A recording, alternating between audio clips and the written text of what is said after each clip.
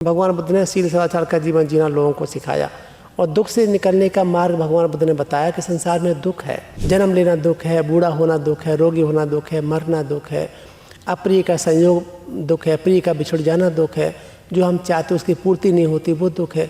जब तक शरीर है, ये 5 उपादान स्कंध है, दुख ही दुख संसार में बना रहता है मनुष्य के साथ। लेकिन दुख के कोई ना कोई कारण होते हैं, बिना कारण के दुख उत्पन्न नहीं हुआ करता। कारण इसमें है तृष्णा, आसक्ति ही दुख का कारण है संसार में। भगवान बुद्ध ऐसा कहते हैं, क्योंकि जहाँ जहाँ हमारा लगाव चिपकाव होता है, जो हमारे आती बंधु हैं, हमारे परिवार के लोग हैं, दोस्त मित्र हैं, माता पिता भाई बहन कोई भी हैं, पति पत्नी आपस में जब कोई बिछड़ जाता तो कितना दुख होता है। जो आसक्ति लगाव चिपकाव है कम कर सकते हैं, जिम्मेदारी अच्छे से निभानी चाहिए। आसानी से जीवन जीने के लिए गृहस्थ जीवन जो है, जो घर परिवार का जीवन जीते हैं, जिम्मेदारी का जीवन जीते हैं, उनको भगवान बुद्ध ऐसा कहते हैं कि हिंसा से, चोरी से, व्यभिचार, झूठ, नशे पत्ते, इन 5 बुराइयों से कम गृहस्थों को दूर रहना ही चाहिए। संसार में बुद्ध का मिडिल पाथ जो है ना बड़ा प्रसिद्ध है, यानी उचित सोच, राइट अंडरस्टैंडिंग, कि आप जो जैसा वैसा ही जानते रहो। संसार अनित्य है तो अनित्य है, क्षणभंगुर है क्षणभंगुर है, नष्ट होगा तो नष्ट होने वाला, जानते रहो। जो जीवन है उसका उपयोग अच्छे से करना जानना चाहिए। पाप कर्म करने से क्या होता है, व्यक्ति जन्म के चक्र में पड़ जाता है। हम पाप कर्म करेंगे, उस पाप का फल आएगा, नरक में जाएंगे, फिर कहीं पशु पक्षी योनि में जाएंगे, ऐसे बुरे बुरे कर्म करके हम दुख में पड़ते थे। तो जीवन चक्र चलता रहता है। फिर भगवान मतलब उसको ध्यान साधना की विधि सिखाई, विधि सीख करके वो अनंत हो जाता, जन्म से मुक्त हो जाता है। हाँ जी, सत श्री अकाल। तुसीं देख रहे हो सिटी हैडलाइनस ते मैं अंबरवीर। जिवें कि तुहानूं मैं कहा ही होया कि तुहानूं मैं लुधियाना दे विच एक ऐसे टैंपल दिखाऊंगा जिहड़े कि बहुत अनकवर्ड ने, किसी ने नहीं तुहानूं दिखाया अजे तक। तो एक ऐसा टैंपल तुहाडे वास्ते मैं लभ के लैके आया, जिहड़ी तक्षशिला है, बौद्ध टैंपल है जिहड़ा इहनूं कह सकदे हां आपां। ते आओ आपां उहनूं दिखाण, तुहानूं मैं अंदर लैके चलदा, तुहानूं मैं दिखाउणा सारा कुछ। नाल जिहड़े इत्थे बनते जी ने, आओ उहनां नाल आपां गल्लां बातां भी करांगे, नाले पुछांगे कि जिहड़े भगवान बौद्ध सीगे उहनां दी की सिक्ख्यावां सीगीआं, उहनां ने जिहड़े लोकां दा जिहड़ा जीवन है किवें सफल बनवाया, उन्होंने जिहड़ियां अपनियां सिक्ख्यावां सीगियां। आपां उस चीज़ बारे गलबात करांगे। आओ आपां अंदर चलदे नाले गलबात करदे हां। तां हुण आपां तक्षशिला दे अंदर आए हां, साडे नाल बंते जी मौजूद ने। आओ आपां नाल गलबात करदे नाले पुछदे हां बौद्ध धर्म बारे ते इस तक्षशिला बारे कि इहनूं बणे नूं कितना टाइम हो गया। सबसे पहले नमस्कार सर। सुखी हो जी, सदा सुखी हो। ते बंते जी सानूं ये दस्सो भी ये तक्षशिला बणी नूं कितना टाइम हो गया। लगभग 18 साल। वो 8 अक्टूबर 2006 में इसकी ओपनिंग हुई थी। बनना शुरू हुआ 4 में, 4, 5 बनता रहा, 6 बन के तैयार हो गया। यानी कि 6 में इसकी अजय 6 जी इसकी ओपनिंग हो गई है ना जी। अक्टूबर 6 18 साल लगभग हो गया आज से। तो सानू ये दसो भी बौद्ध धर्म बारे सानू कुछ ज्ञान दो, तो साडी ऑडियंस नूं भी ज्ञान दो जिन्होंने इस बारे इन्नी नॉलेज नहीं हैगी। हाँ, बहुत अच्छा है, साधु साधु, अनुमोदन करता हूँ मैं आपकी बात का। दरअसल क्या है कि भगवान बुद्ध की शिक्षा बहुत पुरानी है इस भारत में। लगभग 2600 साल पहले भगवान बुद्ध इसी जम्बूद्वीप में हुए, जम्बूद्वीप कहते थे उन्होंने, भारत में पैदा हुए और भारत में ही रह कर के लोगों को उपदेश देते रहे कि लोग दुख से कैसे निकल सकते हैं। तो आसानी से जीवन जीने के लिए गृहस्थ जीवन जो है, जो घर परिवार का जीवन जीते हैं, जिम्मेदारी का जीवन जीते हैं, उनको भगवान बुद्ध ऐसा कहते हैं कि हिंसा से, चोरी से, व्यभिचार, झूठ, नशे पत्ते, इन 5 बुराइयों से कम गृहस्थों को दूर रहना ही चाहिए। क्योंकि अगर वो दूर रहता है तो उसको सुख मिलता है। समाज में निंदा से, दुख से, भय, सबसे छुटकारा पा लेता है। तो कोई भी एक समाज जो है, एक स्वस्थ समाज, एक अच्छा आदर्श समाज अगर हो कोई देश का, तो उसमें ये गुण होने चाहिए। बात बात पे हिंसा करेंगे या क्रोध वो तर्क उत्पन्न करेंगे या किसी वस्तु पर चोरी करने की निगाहें गड़ा के रखेंगे, बहन बेटी की इज्जत पर हाथ डालेंगे या झूठ बोलकर ठगने का प्रयास करेंगे, कटवचन बोलेंगे, व्यर्थ बोलेंगे या चुगली करेंगे या नशा पत्ता करेंगे, जुआ खेलेंगे, बुरी संगति करेंगे, बुरे स्थानों उठेंगे बैठेंगे, तो निश्चित रूप से समाज में बुराइयाँ आती हैं और दुख उत्पन्न होता है। हमारा देश तो संस्कारों का देश है। यहाँ तो इन बातों बहुत जोर दिया जाता है कि आप आदर्श जीवन जियो, अच्छा जीवन जियो। तो भगवान बुद्ध ने इसके साथ साथ शील का पालन, ये तो छोटी छोटी बातें हैं जो पहले गृहस्थों के लिए हैं, और गृह त्यागों के लिए इससे अधिक शील का पालन करना भी सिखाया। घर छोड़ते हैं वो तो कोई 10 शील का, आगे चल कर के 270 शीलों का पालन करता है। महिलाएं अपने जीवन को और दुख से निकालना चाहते तो 311 शीलों का पालन करती है, नियमों का पालन करती हैं, जो भिक्षुणी बनती हैं। इस तरह से भगवान बुद्ध ने शील सदाचार का जीवन जीना लोगों को सिखाया और दुख से निकलने का मार्ग भगवान बुद्ध ने बताया कि संसार में दुख है, 4 आर्य सत्य संसार में प्रसिद्ध हैं, भगवान बुद्ध ने जो बताए हैं। एक तो ये कि संसार में दुख है, ये बात तो स्वीकार करने वाली है। लेकिन जो तथागत ने दुख बताया वो ये नहीं सामान्य छोटी छोटी बातों में दुख उत्पन्न होता है, इसको नहीं कहते। वो कहते हैं जन्म लेना दुख है, बूढ़ा होना दुख है, रोगी होना दुख है, मरना दुख है, अप्रिय का संयोग दुख है, प्रिय का बिछुड़ जाना दुख है, जो हम चाहते उसकी पूर्ति नहीं होती वो दुख है। जब तक शरीर है, जो 5 उपादान स्कंध है, दुख ही दुख संसार में बना रहता है मनुष्य के साथ। लेकिन दुख के कोई ना कोई कारण होते हैं, बिना कारण के दुख उत्पन्न नहीं हुआ करता। कारण इसमें है तृष्णा, आसक्ति ही दुख का कारण है संसार में, भगवान बुद्ध ऐसा कहते हैं। क्योंकि जहाँ जहाँ हमारा लगाव चिपकाव होता है, जो हमारे आती बंधु हैं, हमारे परिवार के लोग हैं, दोस्त मित्र हैं, माता पिता भाई बहन कोई भी हैं, पति पत्नी आपस में, जब कोई बिछड़ जाता तो कितना दुख होता है ना। लेकिन क्यों होता है? दूर से इसी गांव में बहुत से लोग रहते हैं, इसी गांव हमारे प्रिय लोग रहते हैं, तो प्रिय के मरने पर दुख होता है। जो अप्रिय होते हैं, अप्रिय नहीं होते, जिनसे कोई लेन देन, उनके मरने पर, उन्हें कोई नुकसान हो जाने पर दुख नहीं होता। तो आसक्ति चिपकाव है ना, वही दुख का कारण है। तो तथागत कहते हैं दुख का कारण है तृष्णा, आसक्ति, है ना। ये नहीं कहते बिल्कुल भी कि माता पिता की देख रेख न करो, पति पत्नी देख रेख, खूब सम्मान दो, लेकिन हम जानते रहें कि इनका कभी न कभी बिछोड़ा हमसे हो जाएगा, हमसे अलग हो जाएंगे। तो जानते हैं तो हर क्षण हम उनका उपयोग करते हैं, सेवा करते हैं, सत्कार करते हैं, गौरव करते हैं कि वो अच्छे से रहें। हम अगले क्षण क्या होने वाला पता नहीं, ऐसे दुख का कारण है ये, जानते रहना चाहिए। दुख को निरोध कर सकते हैं, जो आसक्ति है तो कम कर सकते हैं, जो आसक्ति लगाव चिपकाव है कम कर सकते हैं। जिम्मेदारी अच्छे से निभानी चाहिए कि हम जिम्मेदारी निभाएं, मेरे माता पिता भाई बहन कोई भी हों, मेरे कारण दुख ना पाएँ। माता पिता नहीं बल्कि कोई भी समाज का कोई प्राणी है, छोटा मोटा पेड़ पौधे तक को हम नुकसान नहीं पहुंचाना चाहते, सुख से अपना अपना जीवन सभी लोग जिएं। तो ये ऐसे करके ये कारण को समझना चाहिए, उसको दूर करने का उपाय तथा बताते हैं। जो दूर करने का मार्ग है वो अलग तरह का है, वो मध्यम मार्ग। संसार में बुद्ध का मिडिल पाथ जो है ना बड़ा प्रसिद्ध है। उसमें सम्मा दिट्ठी, सम्मा संकप्पो, सम्मा वाचा, सम्मा कम्मंतो, सम्मा आजीवो, सम्मा वायामो, सम्मा सति, सम्मा समाधि। उस समय पाली भाषा चलती थी, तो पाली भाषा में ये 8 अंगों का मार्ग बताया भगवान बुद्ध ने कि कहते सम्यक स्मृति है, सम्मा दिट्ठी, सम्यक दृष्टि, यानी उचित सोच, राइट अंडरस्टैंडिंग, कि आप जो जैसा वैसा ही जानते रहो। संसार अनित्य है तो अनित्य है, क्षणभंगुर है क्षणभंगुर है, नष्ट होगा तो नष्ट होने वाला है, जानते रहो। जो जीवन है उसका उपयोग अच्छे से करना जानना चाहिए। तो दृष्टि आपकी सीधी होनी चाहिए, सरल होनी चाहिए, जो जैसा वैसा जानने वाला होना चाहिए। अच्छे संकल्प करो जीवन को अच्छा बनाने के लिए, अहिंसा संकल्प है, अव्यापाद संकल्प है, ऐसे रखिए आप अच्छे संकल्प करने वाले बनो। और जब आपके संकल्प अच्छे होते हैं तो आपकी वाणी भी ठीक होती है, आपकी वाणी नर्म होती है, लोगों के कल्याण के लिए होती है। सम्मा वाचा, सम्मा कम्मंतो, तो आप कर्म होते काया वाणी मन से बहुत अच्छे कर्म करते हो आप, क्योंकि जानते हो कि जीवन बड़ा महत्वपूर्ण है, दुरुपयोग उसका नहीं करते, बल्कि सुख चाहिए तो ऐसे हम जानते हो करते हैं। तो ऐसे सम्मा आजीव का अच्छी होती है। सम्मा वायामो, हम बहुत अच्छा प्रयास करते हैं जीवन में। प्रयास कैसा कि जो बुराई मेरे अंदर नहीं आ पाई है उसको आने नहीं देना चाहिए, जो आ गई उसको निकालने का प्रयास करना चाहिए, जो अच्छा नहीं आ पाया उसको ग्रहण करना चाहिए, जो आगे उसको बचा के रखना चाहिए, बढ़ाना चाहिए। ऐसे ये सम्यक व्यायाम है। सम्मा सति, हमेशा जग रहो, हमेशा अलर्ट रहो, सचेत रहो, हमेशा कोई बुरा करना हो पाए। और सम्मा समाधि यानी कि कुशल चित्त की एकाग्रता, हमारा मन शांत है, बुराइयों से दूर है, एकाग्र होता है, शांत चित्त होकर के हम विचार करते तो कुछ भी संसार के बारे में जाना जा सकता है, अपने दुख कष्ट के बारे में जाना जा सकता है। तो सम्यक समाधि लगाएं, दुख से पूरा रहस्य शरीर का मन का हम जान लेते, संसार का रहस्य जाना जा सकता है, व्यक्ति समाधिष्ठ हो जाता है, समाधि सम्यक लगाता है। तो इस तरह कहते हैं ये 4 आर्य सत्य हैं, इनको जब व्यक्ति समझ जाता है धीरे धीरे करके दुख से निकलना शुरू कर देता है। ਤਾਂ ਬੰਤੇ ਸਾਨੂੰ ਇਹ ਵੀ ਦੱਸੋ ਨਾਲ ਕਿ ਜਿਵੇਂ ਜਦੋਂ ਬੋਧ ਜੀ ਆਪ ਸੀਗੇ ਹੈ ਨਾ ਜੀ, ਅਤੇ ਤਦੋਂ ਉਹਨਾਂ ਨੇ ਆਪਣੇ ਜੀਵਨ ਕਾਲ ਦੇ ਵਿੱਚ ਬਹੁਤ ਲੋਕਾਂ ਨੂੰ ਸਮਝਾਇਆ ਅਤੇ ਬਹੁਤ ਲੋਕਾਂ ਦੇ ਮੀਨਸ ਜੀਵਨ ਵੀ ਸਫਲ ਕਰਵਾਇਆ ਇਹਨਾਂ ਨੇ ਆਪ, ਹੈ ਨਾ ਜੀ।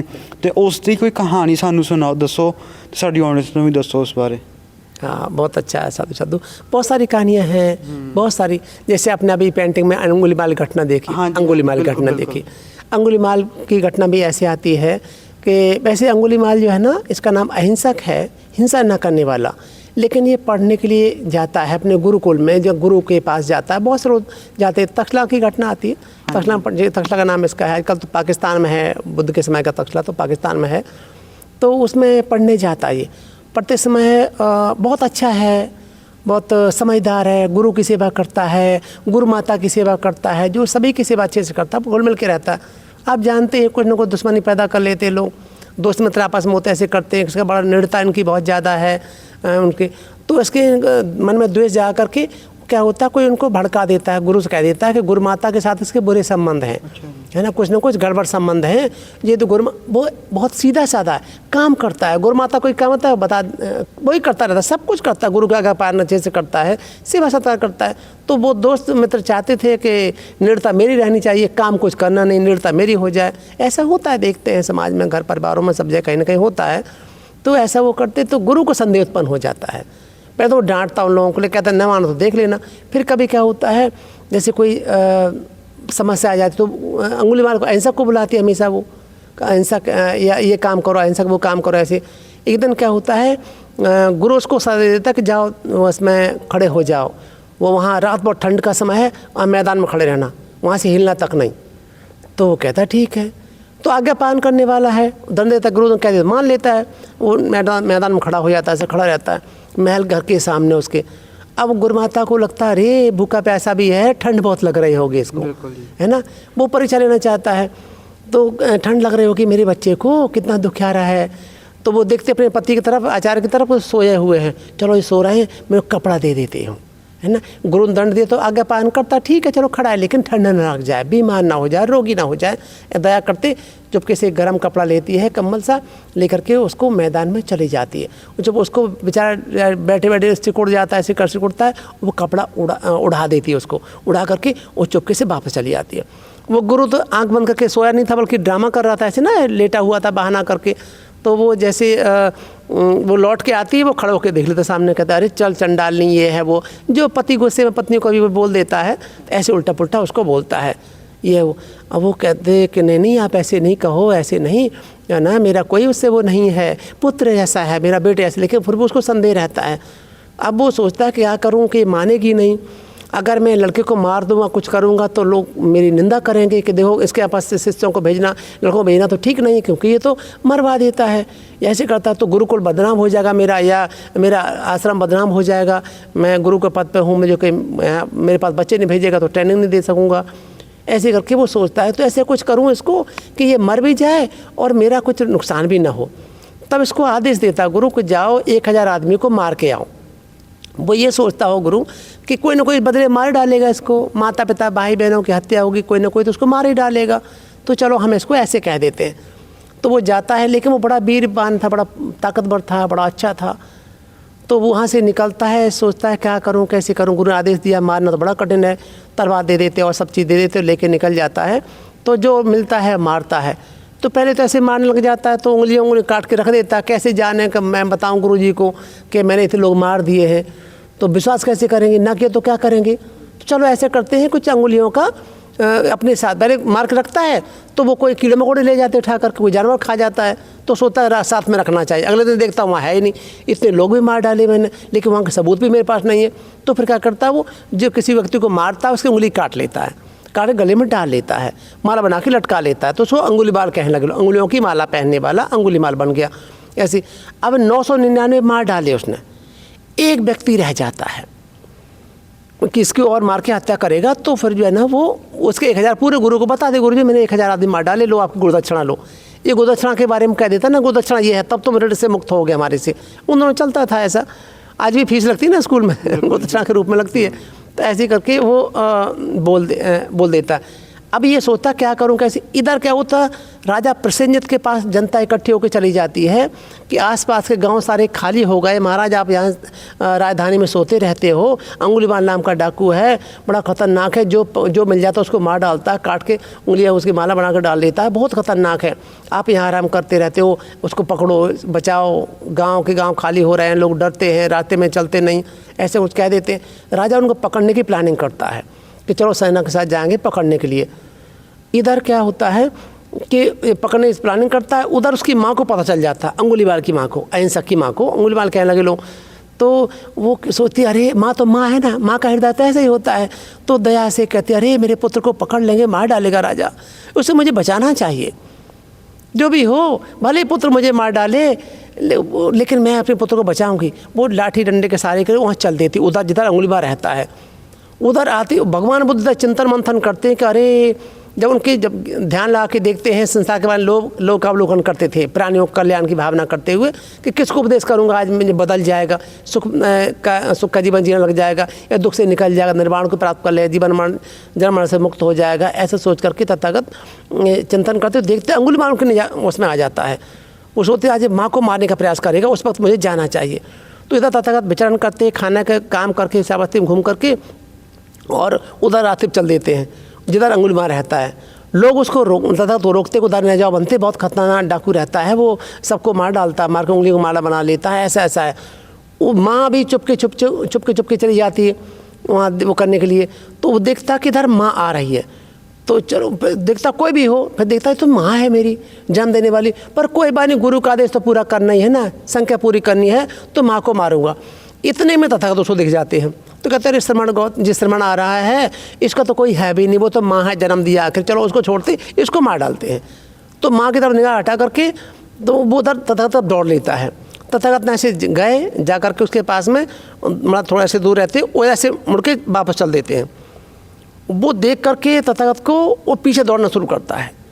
तथागत ने ऐसा रिद्धि चमत्कार किया कि ज़मीन को ऐसे किया, बढ़ाया ऐसा कि वो चल तो पास आराम से रहे थे, लेकिन उसको वो दौड़ के पकड़ नहीं पा रहा था। मतलब डिस्टेंस बीच का था, तो तथागत के और अंगुलीमाल के बीच में वो उनने बढ़ा दिया बीच में। दिखती पृथ्वी ऐसी नज़दीक थी, लेकिन वो उसको दौड़ता, जैसे आप देखते ना घरों में वो करते ना, दौड़ते हैं, एक रैंप ऐसे बना लेते, क्या बना होता है ना, चलते हाँ चलता है, चलते रहते हैं, लेकिन खड़े वहीं होते, मतलब होते वहीं पर ऐसे चलते रहते हैं। ऐसे ही तथागत ने ऐसे रिद्धि प्रदर्शन किया कि वो दौड़ के पकड़ नहीं पाया। फिर वो खड़ा हो जाता है, देखो चिल्लाता है श्रमण, मैं दौड़ते हाथी को पकड़ लेता हूँ, दौड़ते हिरण को पकड़ लेता हूँ, लेकिन तुझे नहीं पकड़ पाऊँ। श्रमण ठहर जा। भगवान बुद्ध बोले अंगुलीमाल मैं तो ठहर गया हूँ, तू कब ठहरेगा। तो वो खड़ा होकर चिल्लाता है, कहता है मैंने सुना है श्रमण झूठ नहीं बोला करते। श्रमण कहते ना तथा श्रमण गौतम, तो श्रमण झूठ नहीं बोला करते, यानी सन्यासी एक गैर त्यागी है, झूठ नहीं बोलते। आप खड़े हुए को कह रहे हैं तू चल रहा है, और आप चल रहे हो तो आपको खड़ा हुआ कहते हो, ये ऐसे आप क्यों झूठ बोलते हो। भगवान बुद्ध बोले अंगुलीमाल मैं पाप कर्मों से खड़ गया हूँ, मैं पाप कर्मों से रुक गया हूँ, लेकिन तू अभी पाप कर्म कर रहा है, इसलिए तू चल रहा है। वो कहते अरे इतने दिनों के बाद पहली बार मुझे कोई उपदेश देने आया, सचमुच में पाप कर्मों से नहीं रुका, पाप कर्म तो करता हूँ, कितनों को मार डाला मैंने। तो बनते आप खड़ गए हैं, यानी आप रुक गए हैं, पाप कर्म करना छोड़ दिया। हाँ अंगुलीमाल मैंने पाप कर्म करना छोड़ दिया है।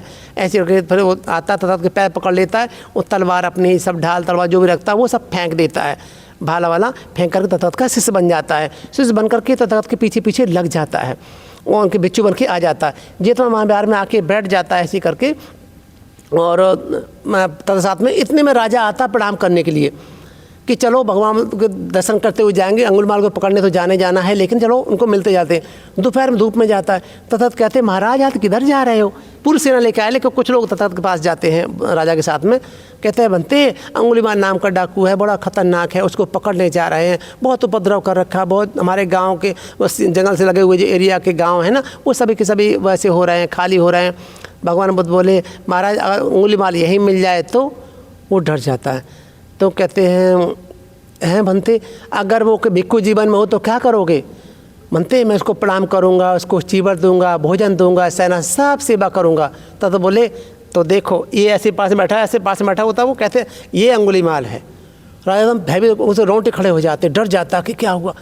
कहता कोई बात नहीं महाराज, डरने की जरूरत नहीं, अब ये बहुत शांत हो गया है, इसने सब बुरे कर्म करना छोड़ दिया है, आप चाहो तो इससे बात कर सकते हो। तो राजा उनके पास जाता है, वो ब्राह्मण कुल से है वो, तो अंगुलीमाल तो पूछते क्या आपके माता का नाम क्या है, तो बता देता है, पिता गोत्र कौन सा है तो बता देता है, सब कोई बोलता है। फिर कहते बनते आप शांतपूर्वक रहें, सुखपूर्वक रहें, जो ज़रूरत पड़ेगी चीज़ की मैं आपको दूंगा, मैं भोजन भी दूंगा, मैं आपको पहनने के चीबर भी दूंगा, मैं आपको लेटने के लिए शयनशाला भी दूंगा, बीमार कभी रोगी हो गए हम आपको औषधि दवाइयाँ भी देंगे, बनते आप सुखपूर्वक इसी रूप में रहें। वो कहता है महाराज मेरे पास सब कुछ है, मैं ठीक हूँ, ऐसे करके प्रणाम करता हट जाता है। तो इस तरह से अंगुलीमाल की घटना थी। भगवान बुद्ध ने अपनी वाणी से, अपनी नम्रता से, अपने ज्ञान से, समझ से उसको शांत कर दिया। तो ऐसी बहुत सारी कहानी बुद्ध वचनों में आती हैं। तो ये अंगुलीमाल की घटना थी कि उंगली बार ਨੂੰ ਜਿਹੜੇ ਗੋਦਬਾਂ ਸੌਰੀ ਕੱਟ ਯਾਨੀ ਕਿ ਜਿਹੜੇ ਮੀਨਸ ਬੌਧ ਧਰਮ ਦੇ ਜਿਹੜੇ ਮਹਾਰਾਜ ਸੀਗੇ ਹੈ ਨਾ, ਤੇ ਉਹਨਾਂ ਹਾਂਜੀ ਭਗਵਾਨ ਬੁੱਧ ਜੀ, ਤੇ ਯਾਨੀ ਕਿ ਉਹਨਾਂ ਨੇ ਉਹਨੂੰ ਜਿਹੜਾ ਕਿ ਜੀਵਨ ਮਾਰਗ ਦਿੱਤਾ, ਬਿਲਕੁਲ ਜਿਹੜਾ ਉਂਗਲੀ ਮਾਰ ਸੀਗਾ ਹੈ ਨਾ। ਤੇ ਫਿਰ ਯਾਨੀ ਕਿ ਉਹਦਾ ਜੀਵਨ ਸਫਲ ਕਰਤਾ ਉਹਨਾਂ ਨੇ ਤੇ ਉਹਨੂੰ ਖੜਨ ਵਾਸਤੇ ਸਮਝਾਇਆ ਕਿ ਤੂੰ ਆਪਣੇ ਪਾਪਾ ਤੋਂ ਖੜ ਜਾ ਤੇ ਪਾਪ ਕਰਨੇ ਬੰਦ ਕਰੋ ਕਿ ਜਿਹੜਾ ਆਪਾਂ ਤੁਰ ਰਹੇ ਹਾਂ ਉਹਨੂੰ ਤੁਰਨਾ ਨਹੀਂ ਕਹਿੰਦੇ, ਜਿਹੜਾ ਪਾਪ ਕਰਦੇ ਆ ਆਪਾਂ ਉਹਨੂੰ ਤੁਰਨਾ ਕਹਿੰਦੇ ਕਿ ਆਪਣੇ ਪਾਪ ਕਰਨੇ ਬੰਦ ਕਰੋ ਤੇ ਉਸ ਚੀਜ਼ 'ਚ ਆਪਣਾ ਠਹਿਰਾव ਲੈ ਕੇ ਆਓ ਵੀ पाप ना करो ते रब दा नाम लो। हाँ, पाप कर्म करने से क्या होता है, व्यक्ति जन्मण के चक्र में पड़ जाता है। हम पाप कर्म करेंगे, उस पाप का फल आएगा, नरक में जाएंगे, फिर कहीं पशु पक्षी होने में जाएंगे, ऐसे बुरे बुरे कर्म करके हम दुख में पड़ते थे। तो जीवन चक्र चलता रहता है।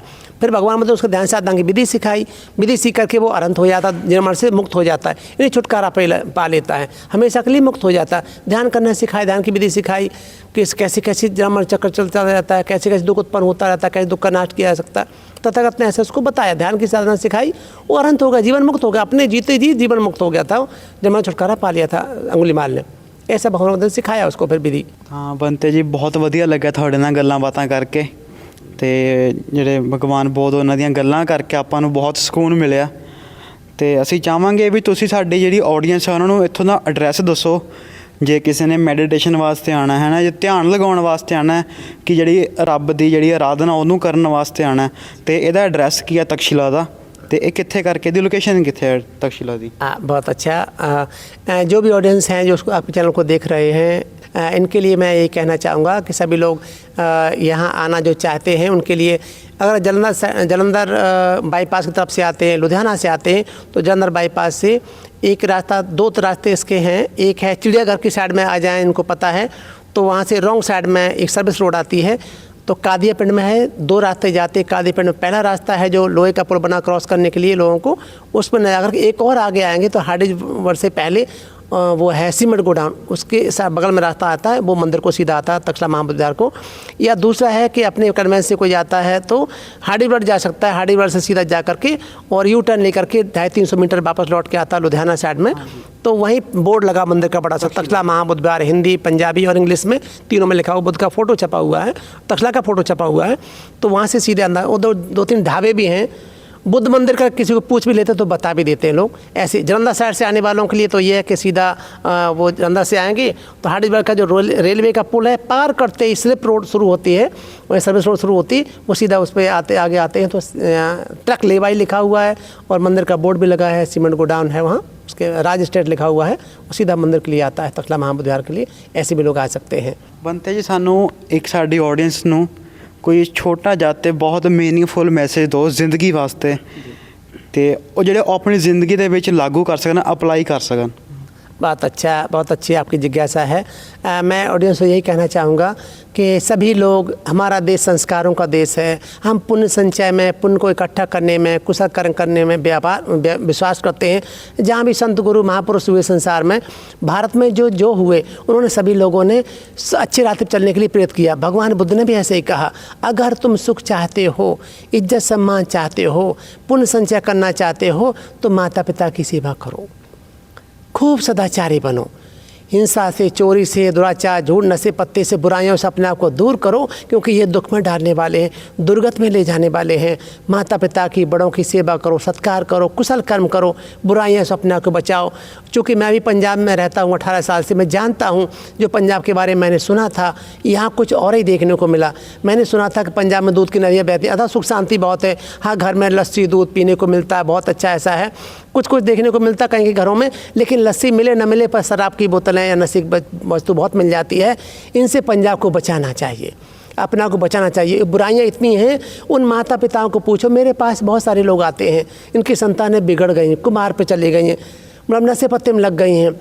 जवान बच्चे हैं, 20-22 साल के, 18 साल के हैं, वो भी नशे पत्ते में लगे हैं।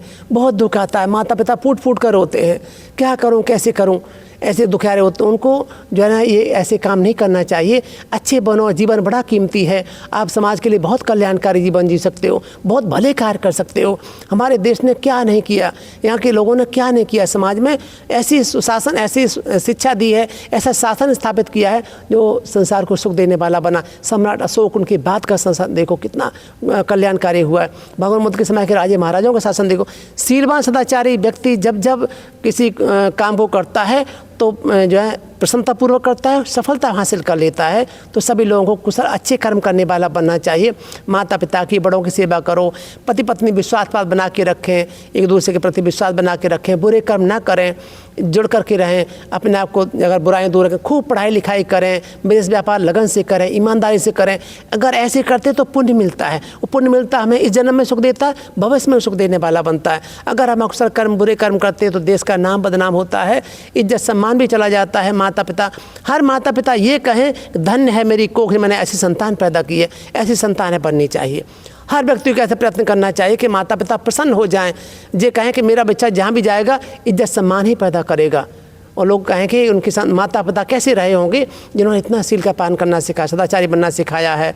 मेहनत करो, जहाँ भी काम करो, छोटा बड़ा कोई काम करो, बड़ी लगन से, मेहनत से, ईमानदारी से करो, परिश्रम से करो, तो निश्चित रूप से जिसका काम करते हो वो भी प्रसन्न होता है, आपका मन प्रसन्न रहता है। संसार में दृश्य बहुत कुछ है, वो सभी प्राणी प्रसन्न होते हैं कि व्यक्ति बहुत सदाचारी, कुशल कर्म करने, मेहनत करने वाला है, और ये हमेशा उसकी रक्षा करते हैं, और रक्षा करते उसको सुख का जीवन जीने के लिए अवसर मिलता है, धन वैभव ऐश्वर्य की कमी नहीं होती। तो आप लोगों से भी यही कहना चाहूँगा कि सभी लोग सदाचारी बने, मेहनती बने, कुशल कर्म करें। और जो मेरे पास आके मेडिटेशन सीखना चाहते हैं, हम संडे को 9 से 10 तक मेडिटेशन सिखाते हैं, और 10 से 11 बजे तक उन भगवान बुद्ध की जो साधना की विधियां हैं, या मन कैसे शांत हो, कैसे दुख से निकले हम, कैसे संसार के रहस्य को जाने समझे, इसके बारे में उनके उपदेश तथागत के हैं। साधना संबंधी या दूसरे जो उपदेश हैं उनको हम सुनाते हैं। तो जो उपासक उपासक अधिक सुख चाहते हैं, सदाचारी कैसे बना जाए, बनने में कौन सी बाधा आती, मन कैसे काम करता है, शरीर कैसे काम करता है, इसके हम विधि सिखाते हैं। उसको जान समझ कर हम बुराइयों से अपने आप को बचा सकते हैं और खूब तरक्की करके आगे बढ़ सकते हैं। तो सबके लिए कहना चाहूँगा कि आएँ और तक्षशिला में आकर के हम लोगों से ध्यान साधना सीखें। 2600 साल पहले ये शुरू हुआ बुद्ध का मार्ग, और लोगों जहाँ जहाँ जो जो चला सभी लोगों सुख पाया, दुनिया भर में फैला पड़ा है, वो लोग सुखी हैं।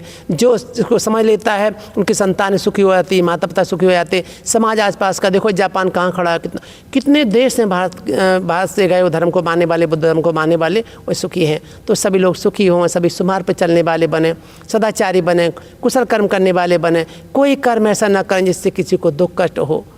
ऐसी हमारी इच्छा है कि ऐसा करने में फिर से देश हमारा इज्जत सम्मान पाए। ये गुरुदोष कहलाता है। भगवान बुद्ध करके दुनिया में शिक्षा गई तो गुरु माना कि अरे संसार में ऐसा कोई व्यक्ति पैदा हो जिसने दुख से निकलने का मार्ग बताए, अपने बलबूते दुख से निकल सकते हो, तो सभी लोग निकलें। विधि जीवित है, भगवान का उपदेश जीवित है, बुद्ध ना भी हों लेकिन है। अगर लाभ उठाना चाहें तो आके हमसे सीख सकते हैं, हम समझाते हैं, उनको सिखाते हैं।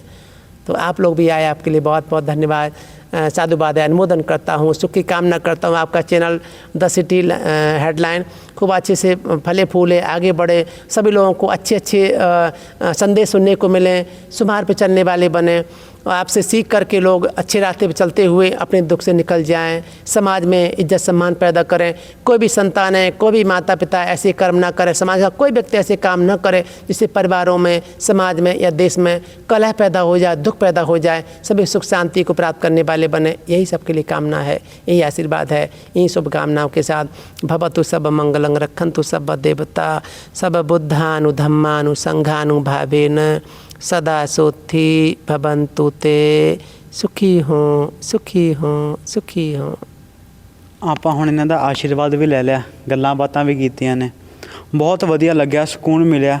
ਤੇ ਅਸੀਂ ਤੁਹਾਨੂੰ ਵੀ ਕਹਾਂਗੇ ਜੇ ਤੁਸੀਂ ਆਪਣੀ ਜਿਹੜੀ ਜ਼ਿੰਦਗੀ ਦੇ ਵਿੱਚ ਠਹਿਰਾਵ ਚਾਹੁੰਦੇ ਹੋ ਤੇ ਸੁੱਖ ਦਾ ਮਾਰਗ ਦੇਖਣਾ ਚਾਹੁੰਦੇ ਹੋ ਹੈ ਨਾ, ਤੇ ਤੁਸੀਂ ਇੱਥੇ ਆਓ, ਇੱਥੇ ਮੈਡੀਟੇਸ਼ਨ ਕਰੋ, ਬਹੁਤ ਸਕੂਨ ਵਾਲੀ ਜਗ੍ਹਾ ਹੈ। ਤੇ ਤੁਹਾਨੂੰ ਵੀ ਅਪੀਲ ਕਰਾਂਗਾ ਜ਼ਰੂਰ ਆਓ ਇੱਥੇ।